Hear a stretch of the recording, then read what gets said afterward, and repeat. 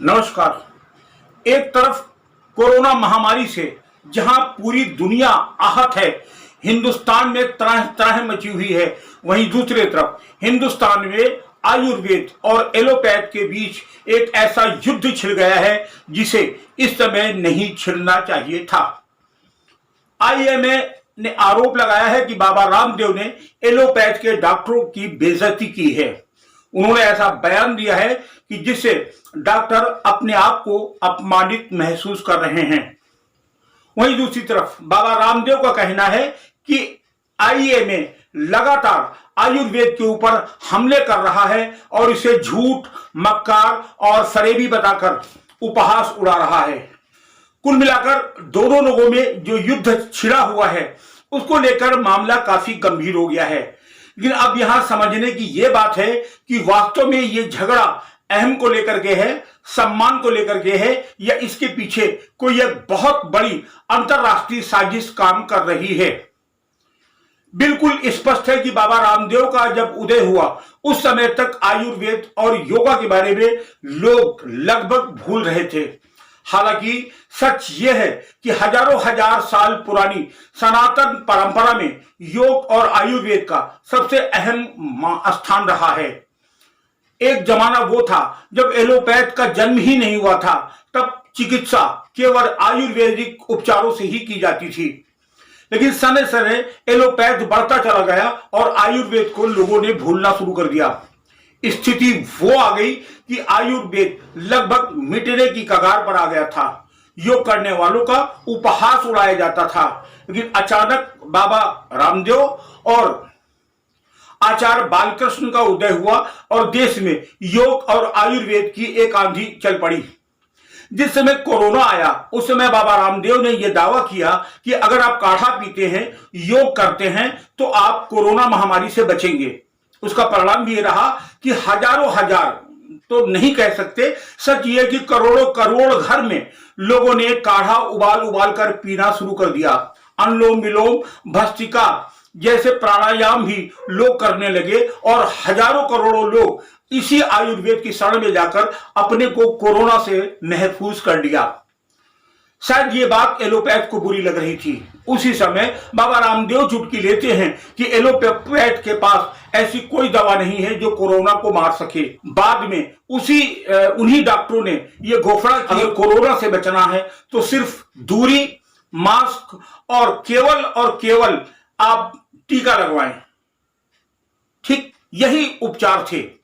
इसका मतलब है कि एलोपैथ हवा में तीर मार रहा था और उसी से वो इलाज कर रहा था, क्योंकि बाद में उन्हीं दवाओं को उसने कंडम भी किया। यहां तक एलोपैथ के बड़े बड़े डॉक्टरों ने टीवी पर आकर कहना शुरू किया कि काढ़ा पीजिए, अनुलोम विलोम करिए, योग से आप बच जाएंगे।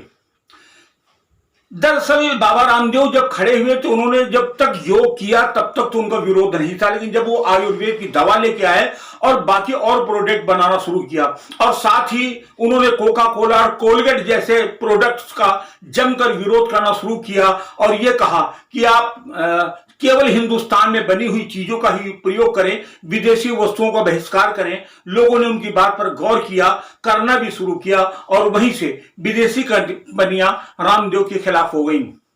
रामदेव का विरोध हो तो रहा था, लेकिन इतनी बूता किसी में नहीं थी कि खुलकर वो रामदेव का विरोध करे, क्योंकि स्पष्ट था कि रामदेव का विरोध करने का मतलब था कि सीधे सीधे वो आयुर्वेद और योग पर हमला कर रहा है। लेकिन कुछ राजनीतिक दल जो मोदी से विरोध करते हैं, जो योगी से जलते हैं, जो घृणा करते हैं भारतीय जनता पार्टी से, उन्होंने बाबा रामदेव का विरोध किया और आश्चर्य तब हुआ कि जब वो रामदेव का विरोध करते करते हिंदू धर्म का विरोध करने लगे, सनातन परंपरा का विरोध करने लगे और सीधे सीधे राष्ट्र का विरोध करने लगे। यानी रामदेव का विरोध करते करते राष्ट्र विरोधी गतिविधियों में शामिल हो जाना निसंदेह सवाल पैदा करने लगा। और यह स्पष्ट है कि एक बहुत बड़ी इंडस्ट्री जो फार्मा इंडस्ट्री के नाम से जानी जाती है, बहुत से वो प्रोजेक्ट जो विदेशी कंपनियों के थे, उन सब लोगों ने मिल करके एक प्लान किया कि यही मौका है, बाबा रामदेव पर हमला कर दिया जाए और आगे किया गया आईएमए को। आईएमए ने बाकायदा रामदेव पर 1000 करोड़ का मुकदमा कर दिया और कई जगह उनके खिलाफ एफआईआर भी दर्ज करा दी गई। हालांकि इसमें होना कुछ नहीं है, अंततः दोनों में समझौता हो जाएगा क्योंकि दोनों एक दूसरे की पोल खोलने पर लगे हैं। लेकिन सच ये है कि सनातन धर्म में वो परंपरा और वो पैठी है कि जो मरीज की जेब टटोल कर नहीं बल्कि नाड़ी टटोल कर इलाज करती है। जी हां, आयुर्वेद के वैद्य आज भी नाड़ी टटोल कर इलाज करते हैं, बाकी और पैथियां जितनी भी हैं वो मरीज की जेब टटोलती हैं और उसके बाद इलाज करती हैं। कुल मिलाकर के ये गर्व का विषय है कि हमारा सनातन एक बार फिर मजबूत हो रहा है। ये गर्व का विषय है कि एक बार फिर योग और आयुर्वेद को लोगों ने पहचानना शुरू कर दिया है, उसे अपनाना शुरू कर दिया है। और गर्व का विषय ये है कि वो आयुर्वेद जो एक रसातल में जा रहा था वो फिर पुनर्जीवित हो गया है। कुल मिलाकर के बाबा रामदेव को व्यापारी कहना, बाबा रामदेव को ठग कहना, बाबा रामदेव को लाला कहना निसंदेह ये एक हमला होगा, क्योंकि सच ये है कि बाकी और जो कंपनियां हैं, चाहे यूनानी हो, चाहे हिमालय हो और चाहे ड्रग्स हो, इनके मालिक जो रहे हैं वो एक विशेष जाति के थे और खास तौर से वो सब वैद्य ही थे। उन्हें कभी न लाला कहा गया न बनिया कहा गया, लेकिन रामदेव को लाला भी कहा गया, रामदेव को बनिया भी कहा गया, क्योंकि लोगों को ऐसा लगता है कि अगर रामदेव मजबूत होंगे तो आयुर्वेद मजबूत होगा, आयुर्वेद मजबूत होगा तो सनातन मजबूत होगा और सनातन मजबूत होगा तो भाजपा मजबूत होगी। कुल मिलाकर के राजनीति के लिए राजनीति करना और राजनीति के लिए किसी एक पैथी का विरोध करना निसंदेह ये भारत के लिए दुर्भाग्य का विषय है। और बेहतर तो ये होगा कि दोनों को बैठकर समझौता करना चाहिए, क्योंकि एक तरफ जहां आयुर्वेद रोगों को जड़ से खत्म करती है, वहीं एलोपैथ इमरजेंसी के लिए उसका कोई जवाब नहीं है। अगर आपातकालीन चिकित्सा की जरूरत पड़ती है तो उसके लिए एलोपैथ की ही शरण में जाना पड़ेगा। दोनों पैथी जीवनदायिनी हैं और दोनों पैथियों को ये चाहिए कि एक दूसरे का सम्मान करें और एक साथ समझौता करें। हम फिर मिलेंगे किसी नई विवेचना के साथ, तब तक के लिए नमस्कार।